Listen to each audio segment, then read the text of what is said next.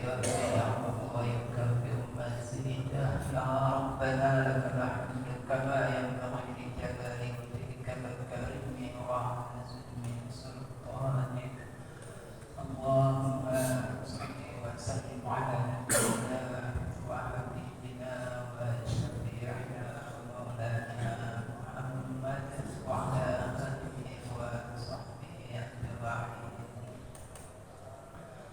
Yang saya hormati Bapak, Ibu-ibu serta adik-adik sekalian, sebagaimana biasa kita memanfaatkan waktu yang baik ini untuk menjawab beberapa pertanyaan yang saya terima. Pertanyaannya adalah kapankah, di waktu kapankah, atau di kondisi-kondisi manakah kita berkewajiban mengulangi sholat kita. Tapi sebelum saya masuk pada jawaban pertanyaan ini, ada sedikit yang ingin saya sampaikan. Yang pertama, terkadang kita tidak sadar melaksanakan kesalahan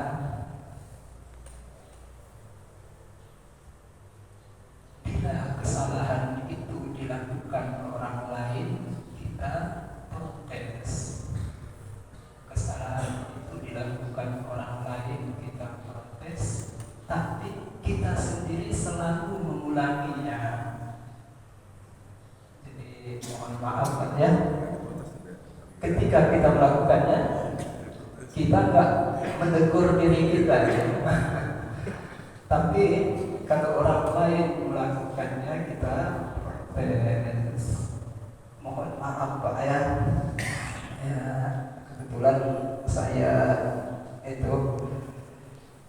saya sholat masbuk, dan yang di samping saya juga masbuk, sholatnya sholat subuh. Masuk ke masjid, sudah imam rakaat kedua, ya, masuk ke masjid mengikuti imam di rakaat kedua, berarti saya dengan makmum tadi itu rakaat pertama. Sholat sampai tasyahud akhir, lalu imam salam, yang masuk menambah rakaat. Apa yang dilakukannya Pak? Membaca Fatihah dengan sirr.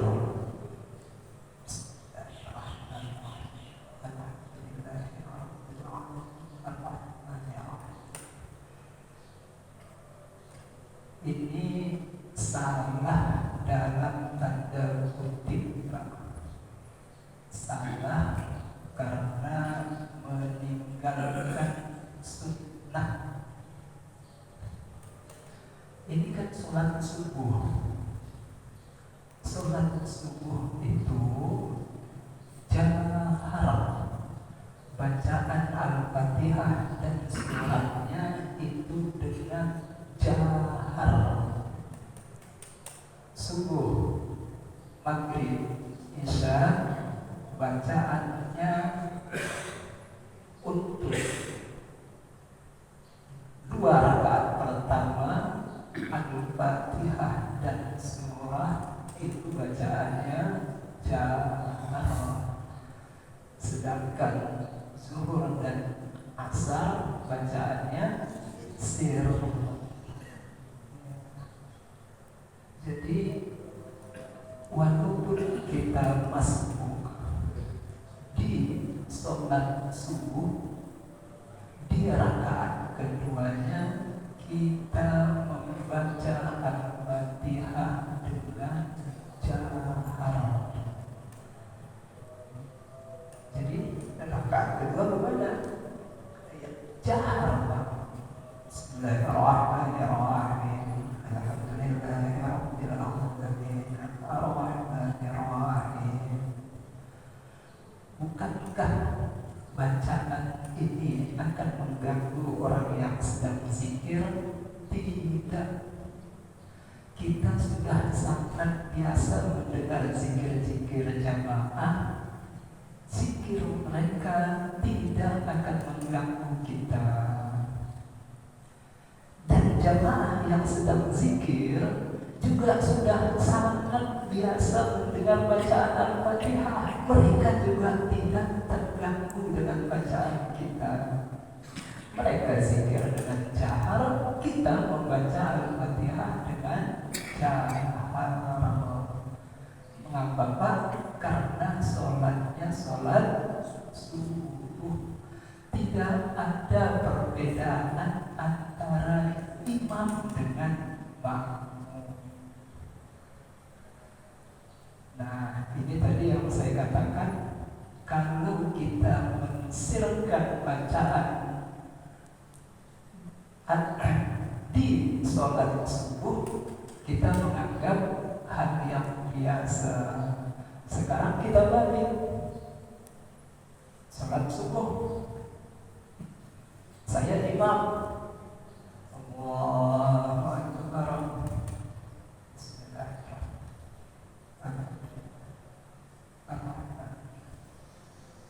makmum akan protes. Pak, ini membawa mazhab baru. Sholat subuhnya silent, semua tidak ada suaranya. Ini sholat subuh dengan mazhab baru, sholat subuh dengan sir. Inilah yang saya katakan tadi, kita sendiri melakukan kesalahan, tapi ketika kesalahan itu dilakukan orang lain, kita protes. Kita katakan dia membawa mazhab baru, padahal sholatnya sah. Sholat subuh membaca Al-Fatihah dengan sir sah, karena rukun sholat membaca Al-Fatihah. Sedangkan menjaharkannya bukan rukun, tapi sunnah. Sunnahnya sunnah hayat, bukan sunnah apa-apa. Sunnah hayat ini tidak ada bedanya antara imam dengan makmum, sama. Ya. Ketika kita masuk, kita sudah dianggap sholat sendirian. Bacaan Al-Fatihah yang kita jalankan. Ya, ini. Jadi sama juga, Pak, ya.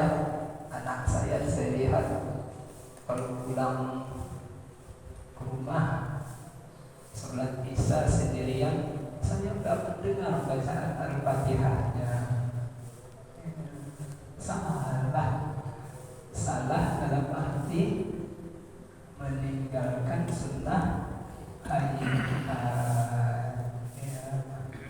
Walaupun sholat sendirian di rumah, sholat isya 2 rakaat pertama dengan jahar. Begitu juga dengan sholat-sholat, sebagian sholat-sholat sunnah. Tidak semua. Sebagian sholat-sholat sunnah Nabi melaksanakannya dengan jahar, dan sebagian dengan sir. Ya, jenis-jenis sholatnya pasti kita sudah mengetahuinya karena sudah biasa kita laksanakan. Sholatnya sholat sunnah, tapi dibaca dengan jahar. Idul Adha, Idul Fitri, Istisqa, gerhana matahari, gerhana bulan, tarawih, witir, ini semuanya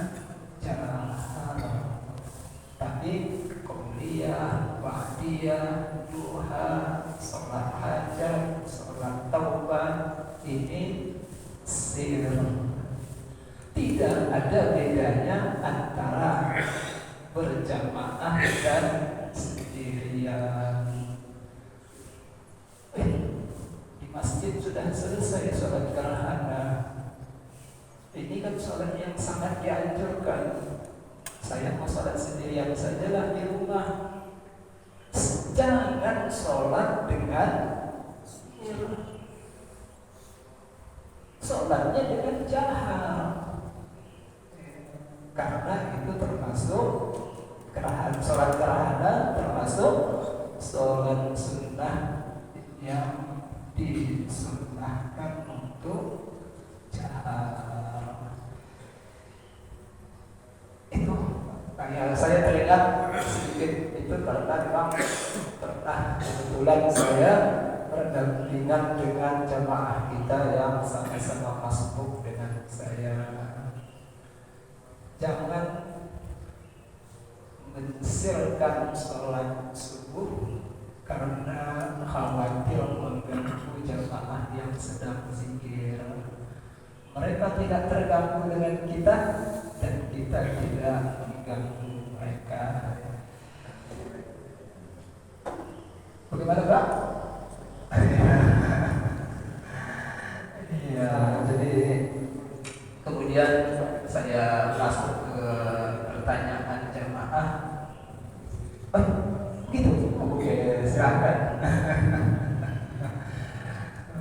Alhamdulillah, rabbil alamin, jamaah yang dirahmati Allah. Ya, baru saja kita dapat ilmu yang kaitan dengan sholat yang dijaharkan dan yang sir. Memang mohon maaf Ustaz, jarang sekali memang Ustaz.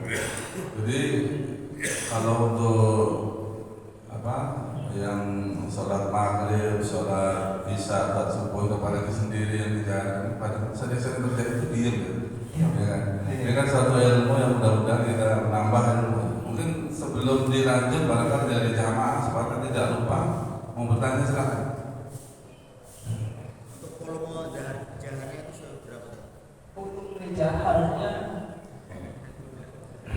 Kencang apa coba? Itu tapi nggak ada tapi kan ini belum ada kencang. Supaya dengar semua kita telinga kan. Minimal sir itu adalah kita sendiri mendengarnya. Itu minimal sir. Kita sendiri mendengarnya tanpa ada pengaruh dari luar. Kalau ada pengaruh dari luar dan kita tidak mendengarnya, masih dimaklumi. Ini minimal sir itu bagaimana, Pak? Ini berarti di atas minimal sir itu sudah jahar. Ini sholat zuhur. Sholat zuhur itu sir.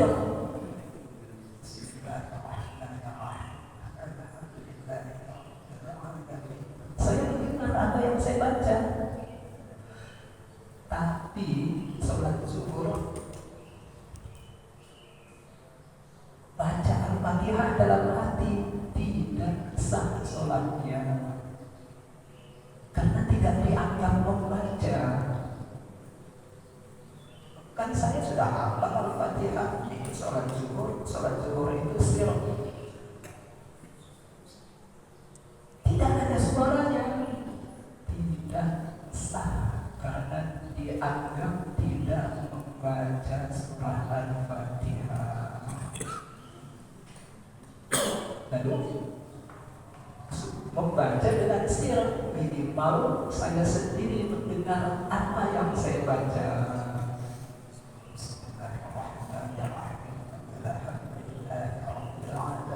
Saya mendengar sudah dianggap sir, dengan syarat tidak ada gangguan dari luar. Biasanya saya dengan bacaan seperti itu saya mendengar apa yang saya baca. Tiba-tiba ada angin ribut, saya tidak mendengarnya, sudah dianggap membaca. Dengan suara seperti itu, biasanya orang sudah mendengar apa yang dibacanya, tapi karena ada gangguan pada pendengarannya, dia tidak mendengar apa yang dibacanya, sudah dianggap membaca. Di atas sedikit dari standar ini, itu sudah jahar. Jadi sholat subuh kalau sirnya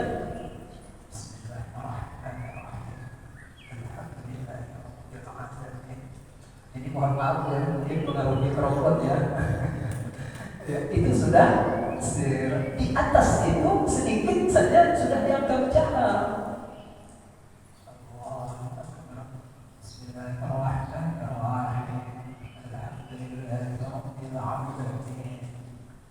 Harus jahar, harus tanda petik dianjurkan karena itu sunnah.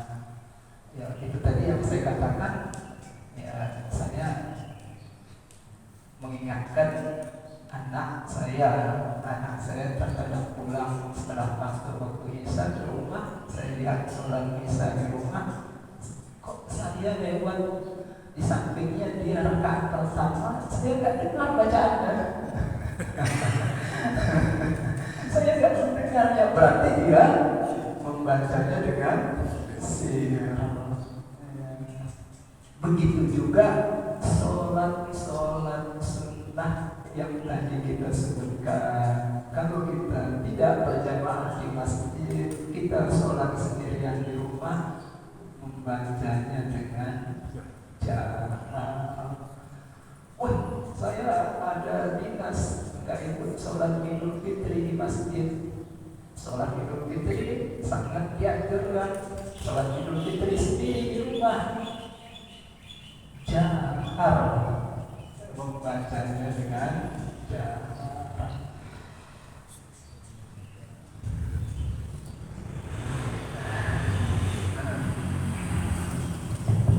Mungkin dari jamaah yang mau bertanya, ini ilmu ya, jadi supaya kita itu ya silakan.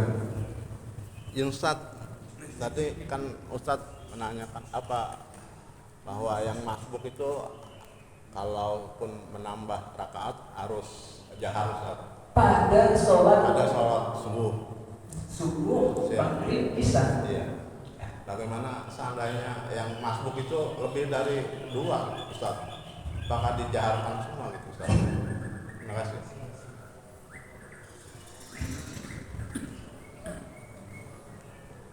Makmumnya beberapa orang masing-masing menjaharkan. Jadi tapi ketika mereka tidak menjaharkannya, sholat mereka sah. Karena salah satu dari sunnah hayat itu adalah menjaharkan bacaan di tempatnya dan mensirkan bacaan di tempatnya. Maghrib, isya, khusus maghrib dan isya di rakaat pertama dan kedua, bacaannya dijaharkan sunnah dan mensirkan bacaan di tempatnya. Tempatnya kalau adalah kalau sholat wajib zuhur dan asar dari rakaat 1 sampai rakaat keempat. Demikian juga pada beberapa sholat sunnah yang tadi kita sebutkan. Bagaimana kalau makmumnya beberapa orang? Tetap disunnahkan menjaharkan, jangan mensirkan karena khawatir mengganggu makmum. Makmum yang berzikir tidak akan terganggu, kita itu terganggu kapan, Pak? Kita sholat, ada orang ngobrol di dekat kita, itu kita terganggu. Kenapa? Kita akan berusaha memahami obrolan mereka itu tentang apa. Tapi kalau orang berzikir, nggak akan terganggu. Kita sudah, zikir itu sudah biasa. Cukup ya. Ya memang ini ilmu ya. Mudah-mudahan bisa diperbaiki, perbaikan, terutama sholat. Memang jarang sekali saya lihat kalau masbuk itu ya sekalipun maghrib isya di rakaat kedua biasanya itu yang dijaga itu jarang ya. Emang di mana gitu? Jadi karena ilmu ya coba nanti diperbaiki. Mungkin ada yang lagi yang mau bertanya silakan. Nah, itulah yang kita katakan tadi. Bila hal yang sama dilakukan imam, kita anggap imam membawa mazhab baru. Kita anggap sholatnya tidak sah. Padahal kesalahan yang sama kita lakukan. Ya silakan ya. Awas Pak.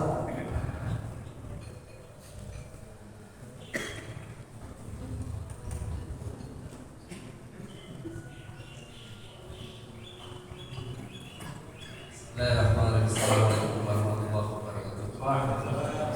Terkait sholat terkait Mas Ustaz, kalau maksudnya lebih dari satu, saya pernah melihat. Jadi salah satu mundur. Nah, yang jadi imam satu itu benar apa enggak? Sehingga kalau demikian tuh yang baca surat dahar satu orang. Jadi nggak rame-rame. Itu benar. Kemudian yang kedua terkait dengan sholat masuk. Kalau ada orang mau masuk, perlu di tangan ke mungkin itu boleh gitu. Assalamualaikum warahmatullahi wabarakatuh.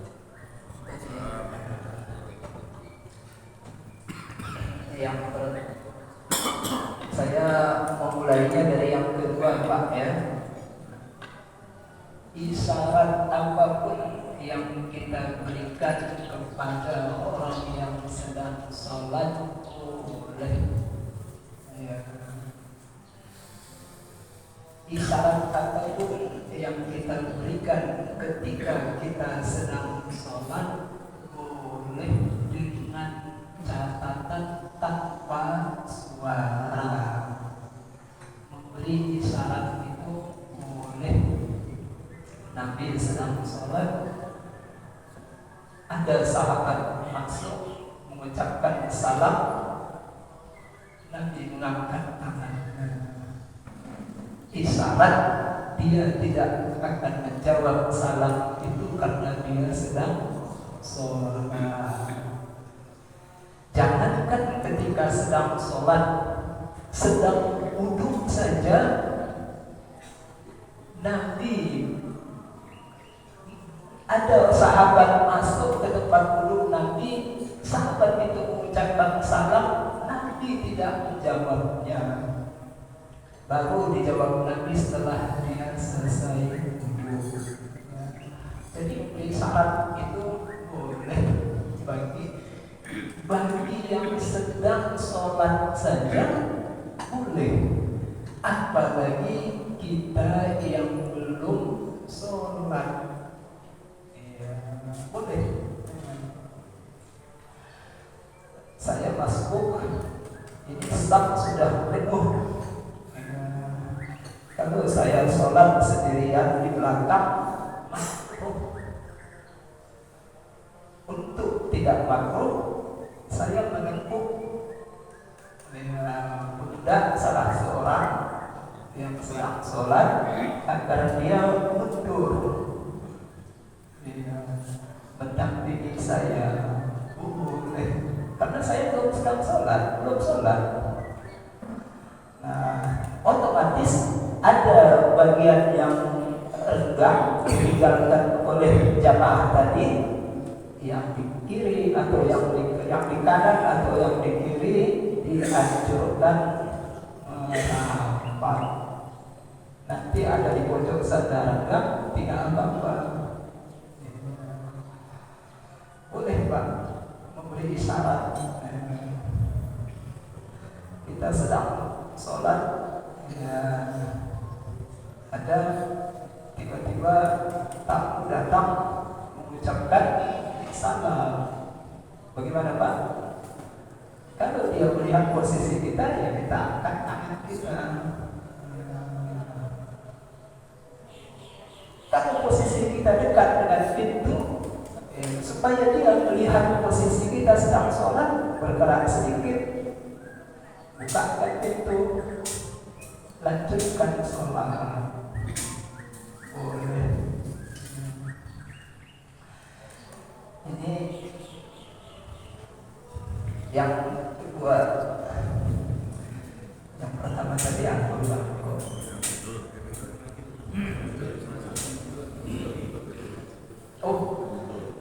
tidak ada anjurannya untuk membuat jamaah bersambung. Jadi jamaah ini ya, jamaah bersambung yang sholat, selesai sholat jamaah makmum yang masuk ada beberapa orang, lalu yang masuk ini membuat jamaah baru lagi.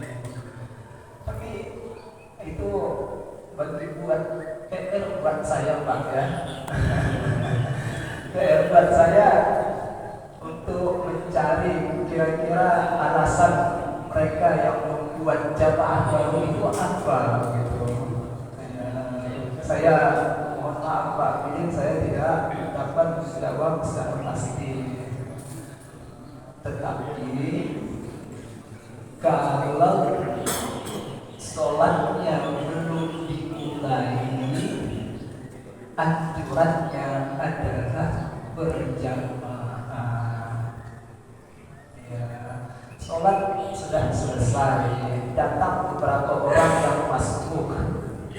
Ya, mereka dianjurkan sholat berjamaah.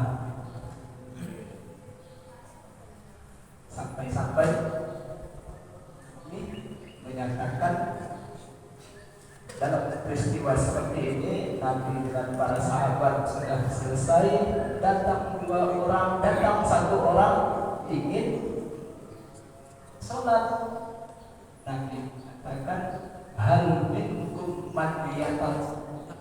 Jadi akan dari kamu yang dah dengan orang yang baru datang ini, nah, kata sedekah, maksudnya ada enggak yang mau menemaninya sholat berjamaah agar dia juga dapat pahala jamaah. Ya, sahabat yang menemani dia untuk sholat jamaah ini, kata Nabi, laka nafilah, sholat kamu yang kedua itu sholat sunnah, karena sholat wajibnya sudah bersama Nabi. Jadi itu PR untuk saya Pak Bidin ya. Cukup Abin ya, yang satu masih belum, masih dicari gadis yang sokeh. Mungkin dari ibu mohon bertanya, Bu, silakan Bu. Ya, yang lain, ya Bapak. Satu lagi kan, saya biasanya melihat di rest area di masjid ya. Setelah sholat wajib berakhir, biasa banyak datang kan orang-orang. Mereka bikin saf masing-masing itu kan dalam satu masjid, itu boleh nggak? Sini imam, ada satu imam, dan ada imam lagi, kadang-kadang 3-4 itu jamaah bareng-bareng di waktu yang sama. Kira-kira boleh nggak seperti itu? Ya,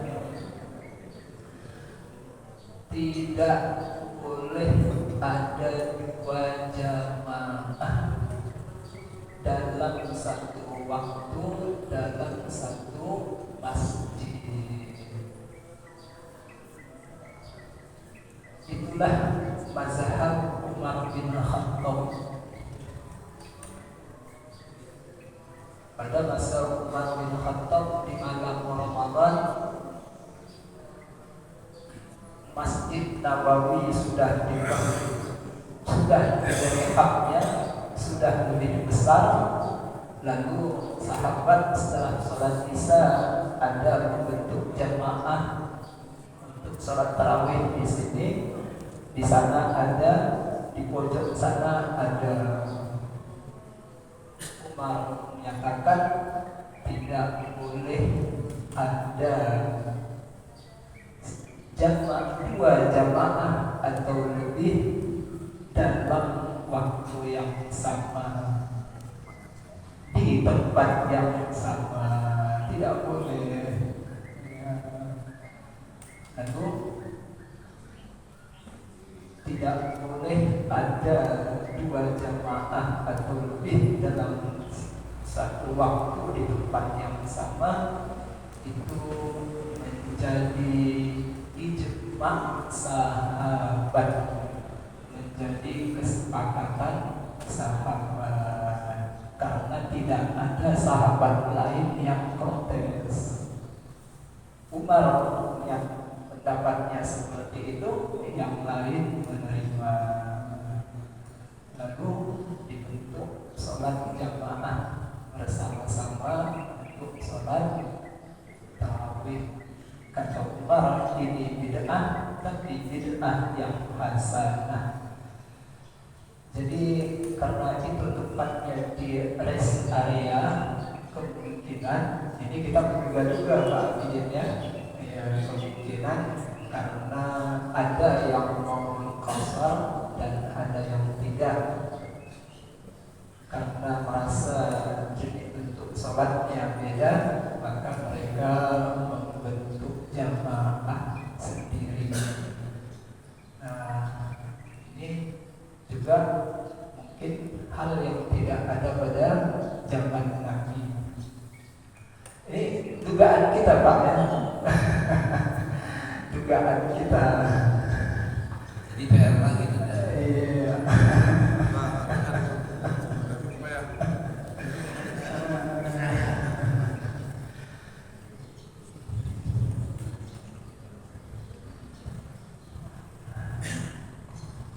Silakan Pak Gub. Baik, terima kasih. Assalamualaikum warahmatullahi wabarakatuh. Menyambung yang tadi Ustaz, bahwa kalau kita sholat subuh kita ketinggalan 1 rakaat, maka kita sebagai makmum yang masuk rakaat kedua bagi kita itu jahar saja. Kalau kita sholat maghrib berjamaah atau sholat isya berjamaah, sholat maghrib dan isya itu yang dijaharkan itu rakaat pertama dan kedua saja. Kalau kita rakaat ketiga maghrib atau 3 dan 4 isya itu sir. Kalau kita ketinggalan 1 rakaat di maghrib, itu saja maghrib. Berarti kan rakaat kedua imam, ya rakaat ketiga imam itu rakaat kedua bagi makmum yang masuk. Nah, imam pada rakaat ketiga sir. Bagi makmum yang rakaat kedua itu harus jahat. Ini bagaimana Ustaz? Apakah harus dijaharkan atau sir? Itu yang pertama. Yang kedua, pada saat istilahnya kita ketinggalan, ya kan ketinggalan tadi kita, berarti kan rakaat ketiga maghrib atau rakaat ketiga dan 4 isya harus kan sir juga kan, atau sir juga dan saja. Nah ini, jadi 2 pertanyaan itu Ustaz. Dan yang ketiga, tadi kalau kita sholat berjamaah, kita masuk, kemudian kita soft yang terakhir, posisi kita dari tengah untuk menepuk bahu daripada makmum di depannya. Pertanyaannya, belum tentu semua makmum paham.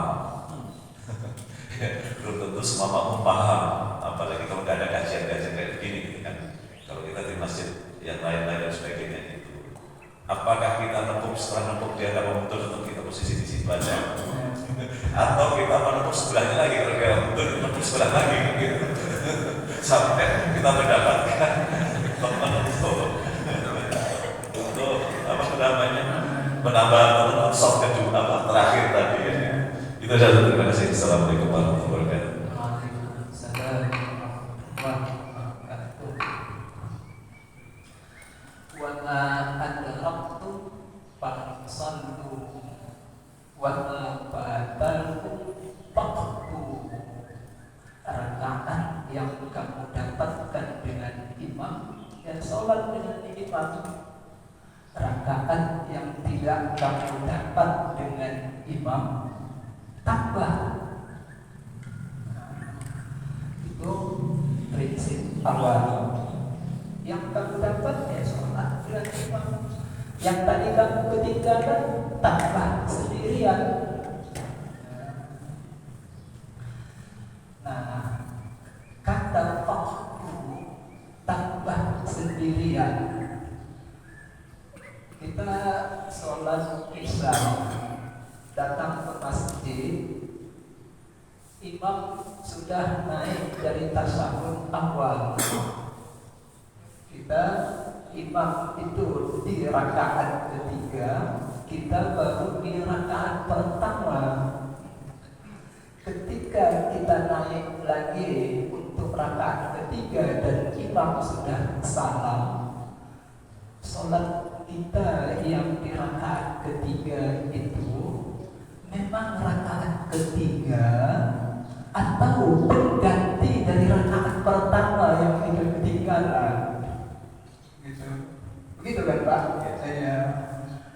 Kalau sholat kita yang di rakaat ketiga itu pengganti dari rakaat pertama yang kita ketinggalan, berarti anjurannya kita membaca dengan sir, dengan jahar. Kita membaca dengan jahar karena rakaat pertama, ya benar ini rakaat ketiga, tapi itu pengganti rakaat pertama. Rakaat pertama itu jahar.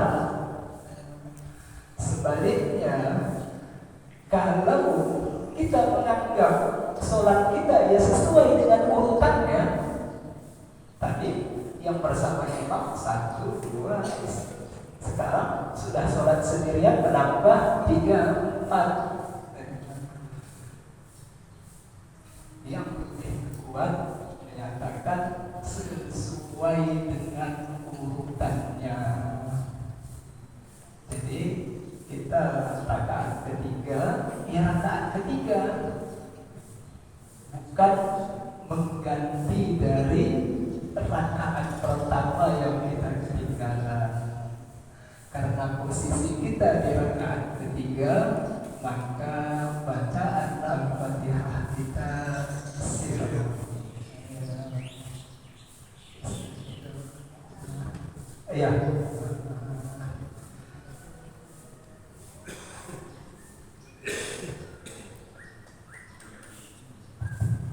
Yang dari 3 loh Pak. Iya. Yang ditekuk ya. Yang tahu.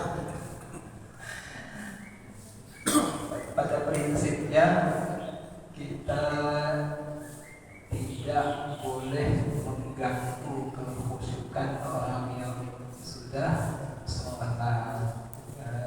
Kalau kita tekuk dia tidak tahu, tidak mau mundur, ya sudah, ya kita sholat sendirian di belakang.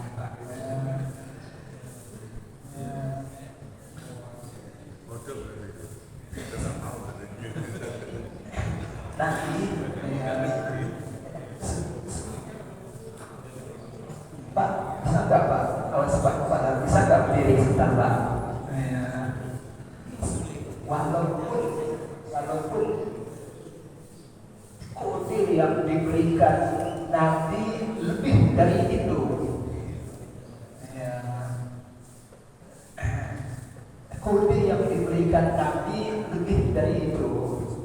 Ini Ibnu Abbas, saya maaf ya, contoh Nabi ya. Nabi sedang sholat sendirian begini, datang Ibnu Abbas di sini Pak, ya, di sini sholat. Teguran yang Nabi bukan hanya seperti tadi Pak, menumpuknya.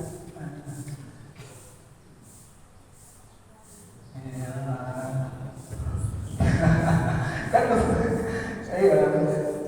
tangan Nabi begini Pak, mutar. Iya, sedang ditarik.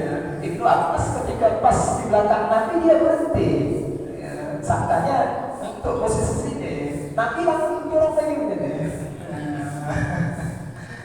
Supaya posisi makmum yang sendirian itu berada di kanan imam. Ya.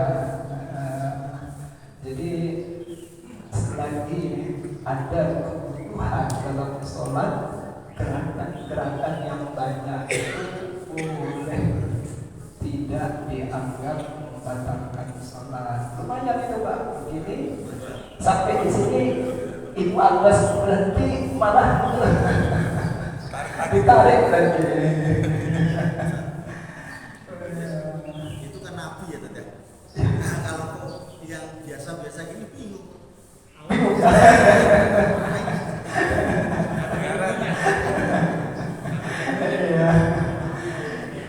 Ibu Abbas nggak marah karena yang menariknya Nabi. Kalau Pak Pur yang menarik.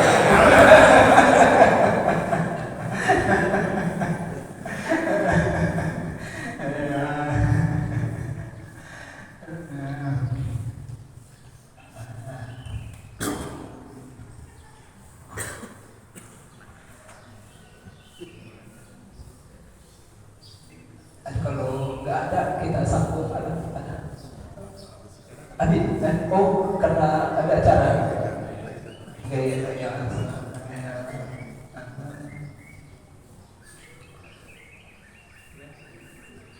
Mau begini Pak ya. Ada 4 tingkatan. Yakin, zon, syak, waham. Paling tinggi itu yakin, di bawahnya zon, di bawahnya lagi syak, di bawahnya waham. Yakin ini 95% sampai 100. Kemudian di bawahnya itu zon 94 sampai 60. Kemudian di bawahnya lagi syak itu 60 sampai 40. Di bawahnya lagi waham itu 40 sampai 0. Ini satu-satu kita bahas Pak ya. Masalah kapan kita memulai sholat. Kalau untuk memastikan masuk waktu itu wajib dengan yakin dan dugaan yang kuat. Tidak boleh dengan ragu-ragu, itu syak atau waham yang lebih rendah lagi.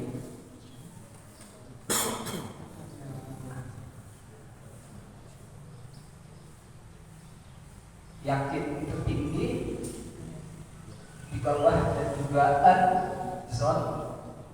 Dugaan itu ada yang tinggi, ada yang sedang, ada yang rendah. Di bawahnya lagi syak, ragu. Di bawahnya ragu ada waham.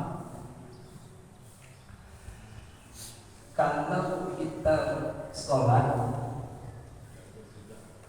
ragu, berarti tingkatannya 60 sampai 40. Ini sudah masuk waktu subuh belum ya? Pak Yanto ini buruk, gak kedengaran suaranya. Tadi ke Madiun. Ini sudah masuk subuh atau enggak ya?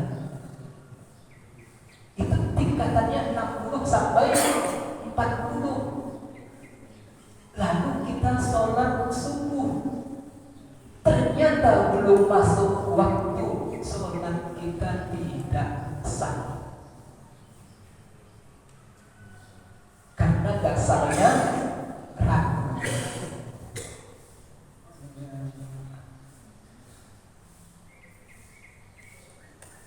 Begitu juga kalau di atasnya dugaan dan yakin. Sekarang kita balik.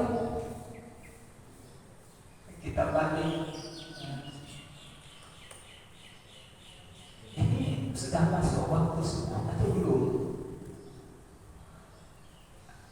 Tingkatannya ragu. Lalu sholat subuh, ternyata memang waktu subuh sudah masuk, tidak sah sholatnya. Walaupun memang waktu subuh sudah masuk, karena dasarnya ragu. Dari awal sudah ragu. Tapi ketika sholat subuh, dasarnya dugaan yang tinggi. Ini sudah masuk sholat subuh atau belum? Kemungkinan besar sudah sholat subuh, dan ternyata sudah masuk waktu sholat subuh, sholatnya sah. Ya, jadi kesimpulannya bagaimana, Pak? Untuk melaksanakan sholat, salah satu syarat sahnya adalah masuk waktu. Tidak boleh sholat di luar sebelum waktu masuk. Untuk dasar kita melaksanakan itu minimal dugaan kuat, dan lebih baik lagi pada tingkatan yang di atas, yaitu yakin. Dan itu berlaku untuk sholat penuh atau sebagian. Baru satu rakaat sholat zuhur, tiba-tiba azan zuhur, berarti tadi kita memulai sholat belum masuk waktu, sholatnya tidak sah. Diulang. Tadi Pak Yanto batasi 3 menit ya.